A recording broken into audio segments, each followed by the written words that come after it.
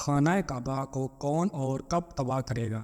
رسول اللہ صلی اللہ علیہ وآلہ وسلم نے فرمایا کہ قیامت کی سب سے بڑی نشانی یہ ہے کہ ایک مرد مکہ میں داخل ہوگا جو کہ خانہ کعبہ کو گرا دے گا اور اس کے ٹکڑے سمندر میں پھینک دے گا۔ اس آدمی کی نشانی یہ ہے کہ وہ بسم اللہ الرحمن الرحیم۔ ناظرین، خانہ کعبہ اللہ کا گھر ہے اور اس کی حفاظت کی ذمہ داری بھی خود اللہ تعالیٰ نے دی ہے، لیکن یہ قیامت کی نشانیوں میں سے ایک نشانی ہے کہ ایک شخص خانہ کعبہ کو گرائے گا۔ ناظرین، اس واقعے کی تفصیل سے پہلے آپ کو بتاتے چلیں کہ جب یمن کے بادشاہ ابراہا نے خانہ کعبہ کو گرانے کی کوشش کی تھی تو اس کا کیا حشر ہوا تھا۔ حضور اکرم صلی اللہ علیہ وآلہ وسلم کی پیدائش سے صرف 55 دن پہلے یمن کا بادشاہ ابراہا ہاتھیوں کی فوج لے کر خانہ کعبہ ڈھانے کے لیے مکہ پر حملہ آور ہوا تھا۔ اس کا سبب یہ تھا کہ ابراہا نے یمن کے دارالسلطنت صنعاء میں ایک بہت ہی شاندار اور عالی شان گرجا گھر بنایا اور یہ کوشش کرنے لگا کہ عرب کے لوگ بجائے خانہ کعبہ کے یمن آ کر اس گرجا گھر کا حج کیا کرے۔ جب مکہ والوں کو یہ معلوم ہوا تو قبیلہ کنانا کا ایک شخص غیظ و غضب میں جل بھن کر یمن آ گیا اور وہاں کے گرجا گھر میں پاخانہ کر کے اس کو نجاست سے لت پت کر دیا۔ جب ابراہا نے یہ واقعہ سنا تو وہ طیش میں آپے سے باہر ہو گیا اور خانہ کعبہ کو ڈھانے کے لیے ہاتھیوں کی فوج لے کر مکہ پر حملہ کر دیا، اور اس کی فوج کے اگلے دستے نے مکہ والوں کے تمام اونٹوں اور دوسرے مویشیوں کو چھین دیا۔ اس میں 200-400 اونٹ عبد المطلب کے بھی تھے۔ حضرت عبد المطلب کو اس واقعے سے بڑا رنج پہنچا، چنانچہ آپ اس معاملے میں گفتگو کرنے کے لیے اس کے لیکچر میں تشریف لے گئے۔ جب ابراہا کو معلوم ہوا کہ قریش کا سردار اس سے ملاقات کرنے کے لیے آیا ہے تو اس نے آپ کو اپنے خیمہ میں بلا لیا، اور جب حضرت عبد المطلب کو دیکھا کہ ایک بلند مقامت، رعبدار اور نہایت ہی حسین و جمیل آدمی ہیں جن کی پیشانی پر نور نبوت کا جاوا جلال چمک رہا ہے، تو صورت دیکھتے ہی ابراہا مرعوب ہو گیا اور بے اختیار تخت شاہی سے اتر کر آپ کی تعظیم و تکریم کے لیے کھڑا ہو گیا اور اپنے برابر بٹھا کر دریافت کیا کہ کہیے سردار قریش، یہاں آپ کی تشریف آوری کا کیا مقصد ہے؟ حضرت عبد المطلب نے جواب دیا کہ ہمارے اونٹ اور بکریاں وغیرہ جو آپ کے لشکر کے سپاہی ہانک لائے ہیں، آپ ان سب مویشیوں کو ہمارے سپرد کر دیجیے۔ یہ سن کر ابراہا نے کہا کہ اے سردار قریش، میں تو یہ سمجھتا تھا کہ آپ بہت ہی حوصلہ مند اور شاندار آدمی ہیں، مگر آپ نے مجھ سے اپنے اونٹوں کا سوال کر کے میری نظروں میں اپنا وقار کم کر دیا۔ اونٹ اور بکری کی حقیقت ہی کیا ہے؟ میں تو آپ کی کعبہ کو توڑ پھوڑ کر برباد کرنے کے لیے آیا ہوں، آپ نے اس کے بارے میں کوئی گفتگو نہیں کی۔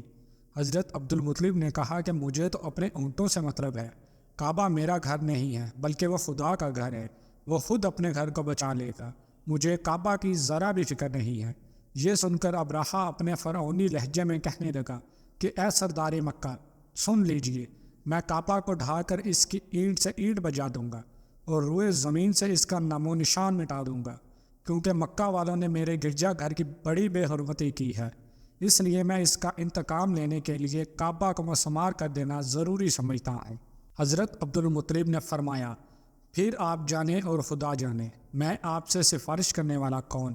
اس گفتگو کے بعد ابراہا نے تمام جانوروں کو واپس کر دینے کا حکم دے دیا اور عبد المطلب تمام اونٹوں اور بکریوں کو ساتھ لے کر اپنے گھر چلے آئے اور مکہ والوں سے فرمایا کہ تم لوگ اپنے اپنے مال مویشیوں کو لے کر مکہ سے باہر نکل جاؤ اور پہاڑوں کی چوٹیوں پر چڑھ کر اور دروں میں چھپ کر پناہ لو۔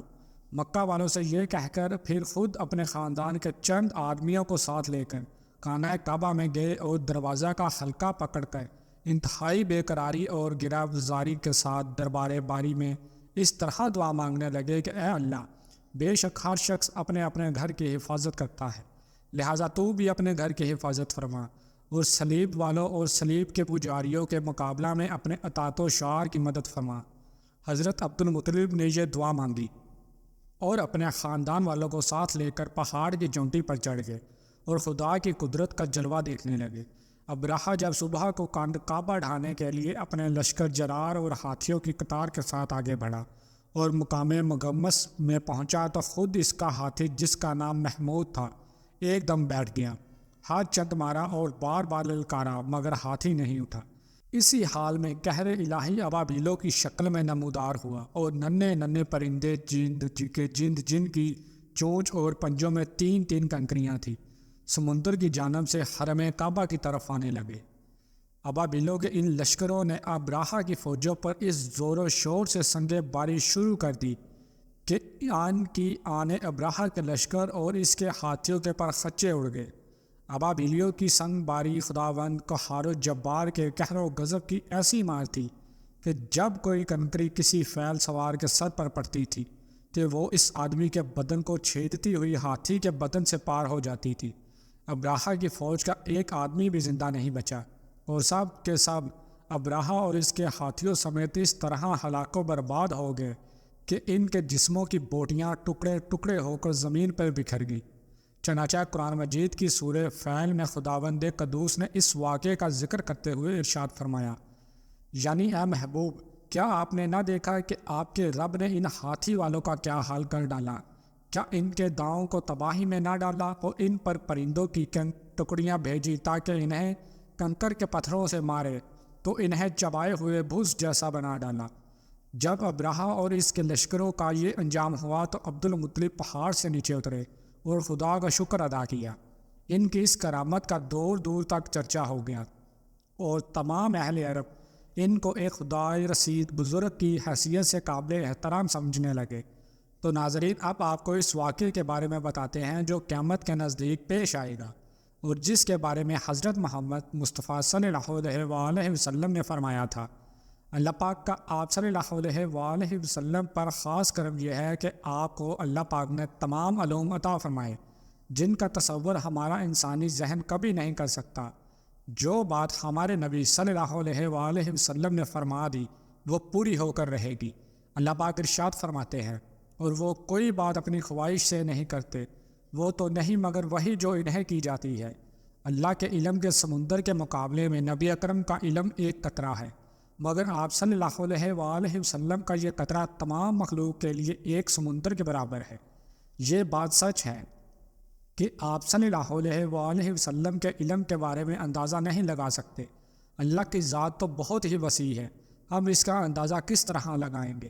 آپ نے اپنے سے پہلے گزرے انبیاء کرام اور ان کی امتوں کے ساتھ ساتھ آنے والی وقتوں کے بارے میں اپنی امت کو آگاہ کر دیا۔ محدثین اور مفسرین کا کہنا ہے کہ جب قیامت قریب آنے والی ہوگی تو خانہ کعبہ کو گرائے جانے والا واقعہ پیش آئے گا۔ جن لوگوں کو اس کے بارے میں علم ہے ان کو اس بارے میں حدیث مبارکہ کی روشنی میں بتاتے ہیں۔ خانہ کعبہ اللہ پاک کی نشانیوں میں سے ایک عظیم الشان نشانی ہے۔ جب تک کعبہ قائم ہے اس وقت تک دنیا بھی قائم و دائم رہے گی۔ جب خانہ کعبہ کو گرایا جائے گا تب قیامت رونما ہوگی۔ جب قیامت قریب آئے گی ایک بدبخت حبشی خانہ کعبہ کو گرا دے گا، پھر قیامت آئے گی۔ اس کمینے حبشی کے بارے میں آپ صلی اللہ علیہ وآلہ وسلم نے ارشاد فرمایا، اس حبشی کی شکل و صورت ایسی ہوگی کہ وہ چھوٹی پنڈلیوں والا حبشی خانہ کعبہ کو گرائے گا۔ جبکہ بخاری شریف میں لکھا ہے کہ رسول اللہ نے فرمایا، گویا میں اس حبشی کو دیکھ رہا ہوں، وہ کالا اور چوڑی ٹانگوں والا ہے، کعبہ کے پتھر اور اینٹوں کو اکھاڑ اکھاڑ کر پھینک رہا ہے۔ بخاری شریف میں ہے کہ قرب قیامت کے وقت حضرت عیسیٰ علیہ السلام کے پردہ کرنے کے بعد جب لوگوں کے سینوں سے قرآن پاک اللہ اٹھا لے گا تو اس کے بعد وہ بدبخت حبشی خانہ کعبہ کو گرائے گا۔ اس حدیث میں افجل لفظ کا استعمال ہوا ہے، اور افج وہ ہے جو اکڑتا ہوا چلے یا چلنے میں اس کے دونوں پنجے نزدیک رہیں اور دونوں ایڑیوں میں فاصلہ رہے۔ وہ حبشی مردود جو قیامت کے قریب خانہ کعبہ کو ڈائے گا وہ اسی شکل کا ہوگا۔ دوسری روایت میں ہے کہ اس کی آنکھیں نیلی، ناک پھیلی ہوئی ہوگی اور پیٹ بڑا ہوگا۔ اس کے ساتھ اور لوگ ہوں گے، وہ کعبہ کا ایک ایک پتھر اکھاڑ ڈالیں گے اور سمندر میں لے جا کر پھینک دیں گے۔ یہ قیامت کے بالکل نزدیک ہوگا۔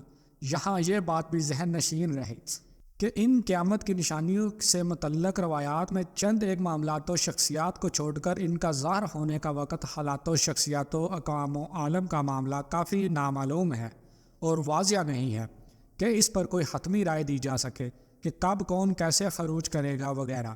آج کل کے سیاسی تناظر میں لوگ اور اکثر علماء کرام بھی یہ سمجھ رہے ہیں کہ بس قیامت صرف چند سالوں یا دہائیوں میں آنے والی ہے۔ کعبہ اور مسجد نبوی کو حبشی جنگجو تباہ کریں گے اور یہ لوگ زمین میں دھنس جائیں گے۔ آئندہ چند سالوں میں امام مہدی اور حضرت عیسیٰ علیہ السلام کا نزول ہو جائے گا۔ برموڈا ٹرائی اینگل سے دجال نمودار ہوگا اور فتنہ پھیلائے گا۔ یہودیوں، عیسائیوں اور مسلمانوں کی آپس میں جنگ ہوگی جو بس چند دن کی دوری پر ہے۔ حقیقت یہ ہے کہ یہ سب کیا صحرائیاں ہیں جو سادہ لوہے عوام الناس کو محفوظ کرنے اور عمل و جہاد سے دور رکھنے کے لیے کی جاتی ہیں۔ اگر گہری نگاہ سے دیکھا جائے تو بڑے بڑے فتنے تو کئی صدیاں پہلے سے ہی رونما ہونے شروع ہو گئے تھے۔ کتنے ہی لوگوں نے مہدی ہونے کا ڈرامہ رچایا، کتنی ہی دفعہ مسلمان اور یہود و نصارہ میں بڑی جنگیں ہوئیں، کتنی ہی مرتبہ قبلہ اول فتح ہوا، کتنی ہی مرتبہ قبلہ اول پر یہودیوں کا قبضہ رہا، کتنی مرتبہ دجال نما انسان پیدا ہوئے، لیکن ان کا ذکر قرب قیامت کے سلسلہ میں نہیں ہوتا۔ صرف 20ویں اور 21ویں صدی کے سیاسی معاملات و واقعات کو ہی قرب قیامت سمجھ لیا جانے لگا ہے، جبکہ نبی کریم صلی اللہ علیہ وآلہ وسلم کے ایک فرمان کے مطابق آپ کی وفات کے بعد کا سارا زمانہ قرب قیامت ہی ہے۔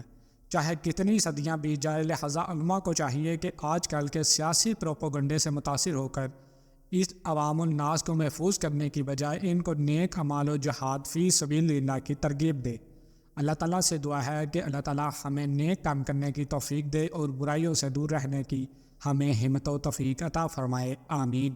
ناظرین، کمنٹ باکس میں اللہ تعالیٰ کے 99 ناموں میں سے ایک نام ضرور ٹائپ کریں، اور اپنے ایسی مزید ویڈیوز کو دیکھنے کے لیے اپنے اس چینل کو بھی لازمی سبسکرائب کریں، اور اگر ویڈیو آپ کو اچھی لگی تو اسے لائک اور اپنے عزیز دوستوں رشتہ داروں کے ساتھ بھی صدقہ جاریہ کی نیت سے ضرور شیئر کریں۔ جزاک اللہ۔